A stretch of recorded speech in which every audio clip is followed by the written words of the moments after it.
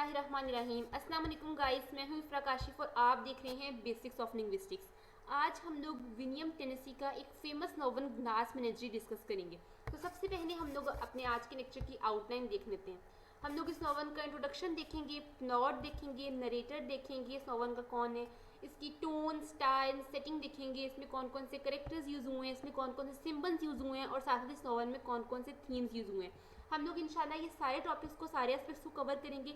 लेकिन एक वीडियो जो है वो काफ़ी ज़्यादा लेंथी हो जाएगी, इस वजह से इस वाली वीडियो में मैंने डिसाइड किया है कि हम लोग आज सिर्फ इंट्रोडक्शन और जो प्लॉट है वो कवर करेंगे। तो सबसे पहले इंट्रोडक्शन में मैंने ऐड किया है विलियम टेनेसी का जो नॉवल ऑफ द राइटर है, इसके बारे में हम लोग थोड़ा सा जो है वो नॉलेज ले लेते हैं। विलियम टेनेसी जो है वो बेसिकली एक बहुत ही ज़्यादा फेमस अमेरिकन ड्रामेटिस्ट है। इसका जो है वो ओरिजिनल नाम जो था वो थॉमस नेनर विलियम्स था। He was born on March 26, 1911 and died on February 25 on 1938 in New York. और ये वो वाहिद राइटर है मेरे ख्याल से, या मेरे जहन में जो राइटर्स हैं उनमें से ये एक ऐसा राइटर है जिसने अपने जो है वो डिप्रेशन में भी काम किया। और इसके डिप्रेशन में काम करने की वजह जो है वो इसकी बेस्ट ट्रेजेडी जो है वो ग्नास मेनेजरी है, जो कि 1994 में लिखी गई। इसके अदर फेमस वर्ड्स की बात करें तो इसमें हम लोगों के पास द रोज टैटू आ जाता है, द नाइट ऑफ निगवाना आ जाता है, cat on the hot tin roof आ जाते हैं, a street car name desire, ये सारे इसके फेमस वर्क्स आ जाते हैं।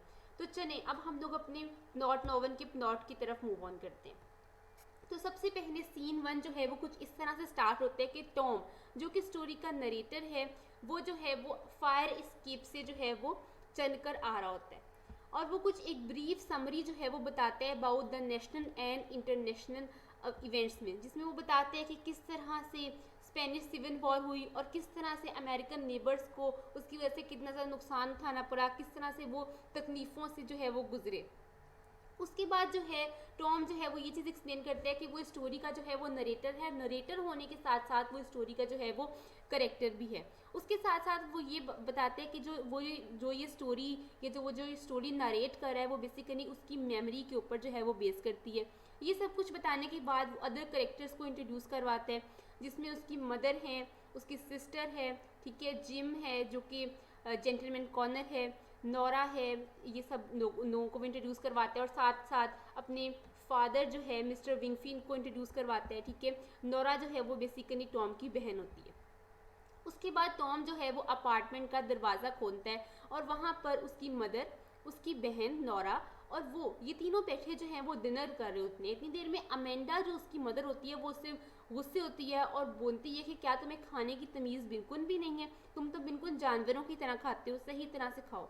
तो टॉम को जो है वो गुस्सा आ जाता है और उस गुस्से का शिकार होकर ये जो है वो टेबल से उठकर चला जाता है और पास लिविंग रूम में जाकर जो है वो स्मोकिंग करनी शुरू कर देते हैं। अच्छा, जो टॉम है इसको स्मोकिंग करने की बहुत ज़्यादा बुरी आदत है, जिस तरह सीन 1 में ही रिप्रेजेंट किया गया और इसकी मदर जो है वो इसकी स्मोकिंग के बहुत ज़्यादा खिलाफ है।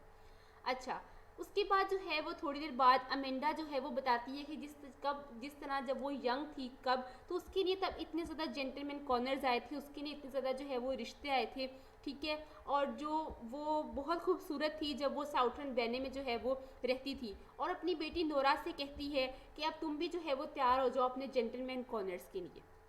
लेकिन वो अपनी मदर को कहती है कि मदर मैं इतनी पॉपुलर नहीं हूँ जितनी पॉपुलर आप थी न्यू माउंटेन्स में। और टॉम जो अमेंडा है वो टॉम नोरा का जो भाई है उससे कहती है कि मुझे डर लगता है कि जो नोरा है इसकी शादी नहीं होगी। इसकी शादी क्यों नहीं होगी, इसकी रीज़न मैं अभी से डिस्क्लोज कर देती हूँ, बिकॉज आई कांट वेट। क्योंकि नोरा जो है वो इसकी एक टांग ख़राब है और ये अपनी एक टांग में जो है वो एक ब्रेस भी इसकी वजह से पहनती है।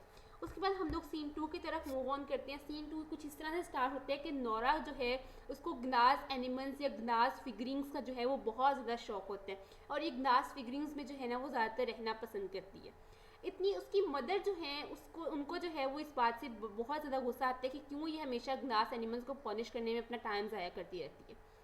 इतनी ही देर में वो अपनी मदर की फुटस्टेप्स की आवाज़ सुनती है जो कि आ रही होती हैं उसको अप्रोच करने के लिए। तो वो क्या करती है, वो सारे एक बाउल में सारे एनिमल्स को डाल के उनको साइड पे रख देती है और अपने सामने जो है ना वो एक टाइप राइटर की जो है ना वो डायग्राम जो है ना वो खोल कर रख लेती है। अच्छा, इतनी देर में अमेंडा जो है वो एंटर होती है और उसकी मदर नोरा की, और नोरा जो है वो उनसे पूछती है कि मदर आप इतनी ज़्यादा अपसेट जो हैं वो क्यों हैं।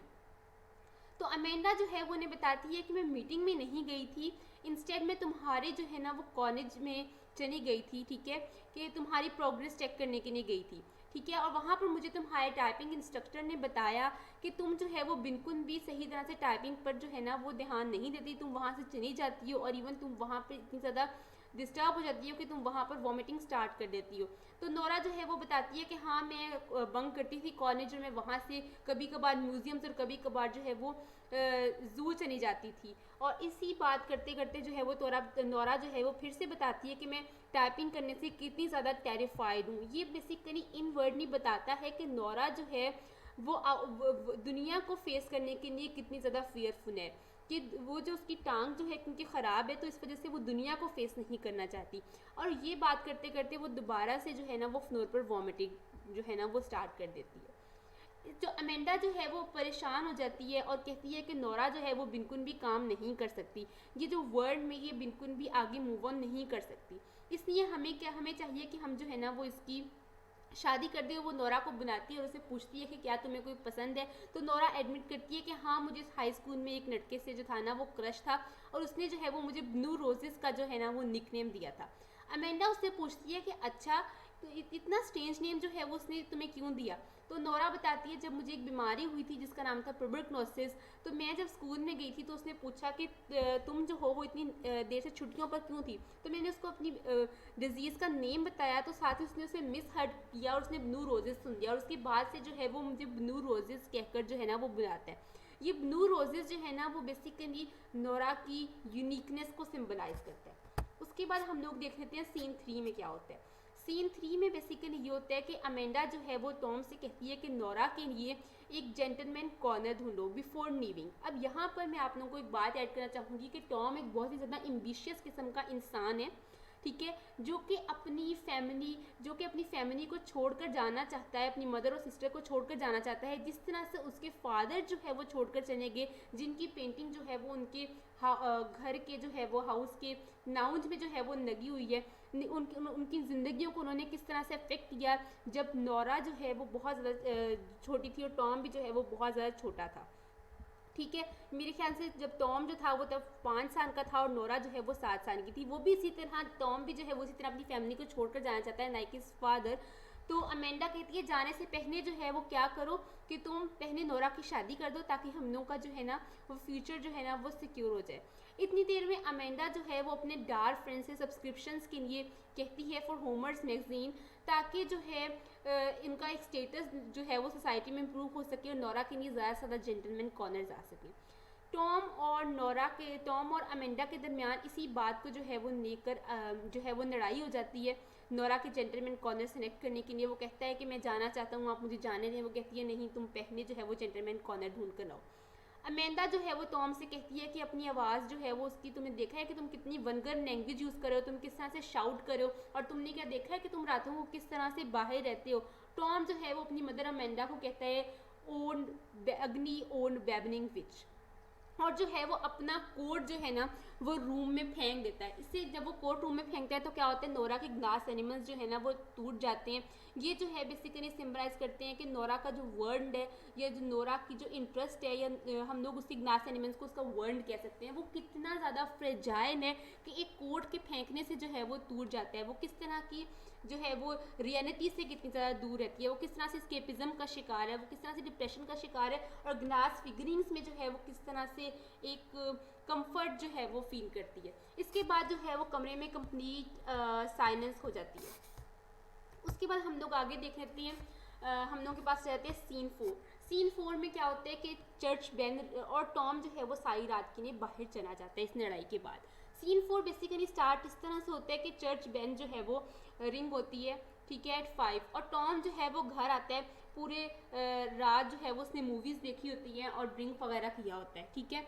नोरा उससे पूछती है कि तुम इतनी देर से किधर थे, तो वो उससे जो है ना, क्योंकि उसने ड्रिंकिंग की होती है तो कुछ अजीब अजीब सी बातें करता है। वो मिकी माउस के बारे में बताता है, ग्रीटा ग्रैबो फिल्म के बारे में जो है वो बताता है, ठीक है। वो अपनी एक ओन स्टोरी जो है वो क्रिएट करता है। वो बताता है कि किस तरह मैजिशियन ने वाटर को विस्की में जो है वो कन्वर्ट किया। अब नोरा जो है वो उसकी बहन उसकी ही मदद करती है उसको बेड पर लेकर जाने के लिए। अभी वो जाकर लेटा ही होता है कि अमेंडा जो है वो आकर कहती है राइज एंड शाइन। तो अब आप लोग जो है ना वो उठ जाएं, क्योंकि अब अमेंडा और टॉम की एक दूसरे से लड़ाई हुई होती है, तो अमेंडा और टॉम एक दूसरे से बात नहीं करते। वो नोरा से कहती है कि जाओ तुम जाकर ब्रेड और बटर ले आओ, और नोरा जो है वो फायर स्केप से जो है वो स्निप कर जाती है। अब ये चीज़ भी नोरा की फ्रेजेलिटी को रिप्रेजेंट करता है। उसके बाद टॉम अपनी मदर से अपोलोजाइज करता है फॉर हिज बिहेवियर, और जो है वो उसके बाद नोरा जो है फिर से उसे कहती है कि एक जेंटलमैन को तुम घर लेकर आओ डिनर के लिए, in order to meet his sister, ताकि उसकी बहन की जो है वो शादी हो जाए। उसके बाद सीन 5, 6 और 7 में क्या होता है वो मैं आपको एक न ब्रीफ वे जो है वो ना वो एक्सप्लेन कर देती हूँ। सीन 5 में सीन 5, 6, 7 में ये होता है कि टॉम जो है वो एक जेंटलमैन कॉर्नर जो है वो फाइंड आउट करते हैं फॉर हिज सिस्टर, जिसका नाम होता है जिम ओ कॉर्नर। अच्छा, अब ये जो जेंटलमैन कॉर्नर है बेसिकली ये जिम के साथ ही काम करता है, और जिम जो है वो इसे घर पर जो है वो इनविटेशन देता है फॉर द डिनर। अब अमेंडा क्या करती है, बहुत घर को पूरी तरह सजा लेती है, अपनी बेटी के लिए अपने लिए कपड़े बना लेती है। टॉम उन्हें उससे मना भी करता है कि आप इतना ज़्यादा एक्साइटेड ना हो, लेकिन वो बहुत ज़्यादा एक्साइटेड हो जाती है। क्या होता है कि वो उसके बाद फाइनली जो है ना वो जिम ओकॉनर वो डिनर के लिए आ जाता है। जब वो डिनर के लिए आता है तो टॉम और जो है वो नोरा को पता चलता है कि अच्छा ये तो वही उसका स्कूल क्रश है, जो उसका स्कूल क्रश है। तो वो ये सुन के बहुत ज़्यादा बीमार हो जाती है, और बहुत ज़्यादा अजीब जो है ना वो फील करने लग जाती है। उसकी मदर कहती है कि जाकर दरवाज़ा खोल कर आओ, ठीक है। जिम आया तो वो दरवाज़ा खोलने नहीं जाती, लेकिन उसकी मदर जब उसे फोर्स करती है तो वो दरवाज़ा खोलने चली जाती है। दरवाज़ा खोलने के बाद ये सब लोग बैठे होते हैं और बातचीत कर रहे होते हैं, लेकिन नोरा जो है वो वहाँ पर नहीं आती। अमेंडा जो है वो डिनर प्रिपेयर करती है, और टॉम और जिम जो है वो आपस में कन्वर्सेशन करते हैं। उसमें जो है वो टॉम बताते हैं कि किस तरह से मैं अपनी फैमिली को जो है वो छोड़कर जाना चाहता हूँ। तुम्हें पता है मैंने अभी तक इलेक्ट्रिक बिल भी पे नहीं किया, मुझे इस चीज़ से कोई भी कंसर्न नहीं है। असल में मैं अपने एम्बिशन को सेटिस्फाई करने के लिए जो है वो मनी कलेक्ट कर रहा हूँ। उसके बाद जो है ये लोग डिनर कर रहे होते हैं तो नाइट चली जाती है। जो अमेंडा है वो टॉम को बहुत ज़्यादा गुस्से होती है। नोरा वहाँ पर डिनर पे भी नहीं आती क्योंकि ये बहुत ज़्यादा अपसेट होती है। नाइट जाती है तो अमेंडा जो है वो बेसिकली जिम को कहती है कि जाओ जाकर ना थोड़ी देर नोरा के पास बैठ जाओ। ये दोनों बहुत ज़्यादा अनकंफर्टेबल होते हैं। फिर ऐसा ऐसा बातचीत करनी स्टार्ट करते हैं। नोरा उसे याद करवाती है कि तुम्हें याद है तुम स्कूल में भी पढ़ते, हम स्कूल में पढ़ते थे, तुम मुझे ब्लू रोजेस कहते थे। उसे सारी बातें जो है वो याद आ जाती हैं। इतनी देर में टॉम और नोरा जो है वो डांस कर रहे होते हैं। जब वो डांस कर रहे होते हैं तो नोरा का एक यूनिकॉर्न होता है अमंग द ग्लास फिगरीन्स, जो कि नोरा का फेवरेट होता है, वो टूट जाता है। और इतनी देर में जो है वो जिम भी जो है वो कहता है कि मुझे तो याद आया मैं तो इंगेज हूँ। ये कह के वो वहाँ से चला जाता है। और जब वो चला जाता है तो उसकी जो मदर है अमेंडा जो है वो टॉम को बहुत ज़्यादा गुस्से होती है कि तुम हमेशा हमारे साथ बुराई करना चाहते हो, तुमने सिर्फ और सिर्फ हमें जलील किया है, बना बना बना। उसे बहुत ज़्यादा डांटती है, उसे बहुत ज़्यादा सपोर्ट करती है। उसके बाद जो है वो टॉम भी उन्हें छोड़कर चला जाता है अमेंडा और नोरा को, और हमेशा हमेशा के लिए वो जो है उसको इस चीज़ का गिल्ट रहता है, जिस वजह से वो अपनी शुरू में ही बताता है कि ये मेरा मेमोरी अपनी है। और वो ये बताता है कि उसको किस तरह से अपनी बहन के साथ बहुत ज़्यादा अफेक्शन है, और वो अपने आप को कभी भी माफ़ नहीं कर सकता उस सब के लिए जो उसने अपनी बहन के साथ किया। आज के लिए इतना ही। अगर आप लोगों को कोई भी क्वेश्चन हो तो यू पी पेन can ask me in the comment section.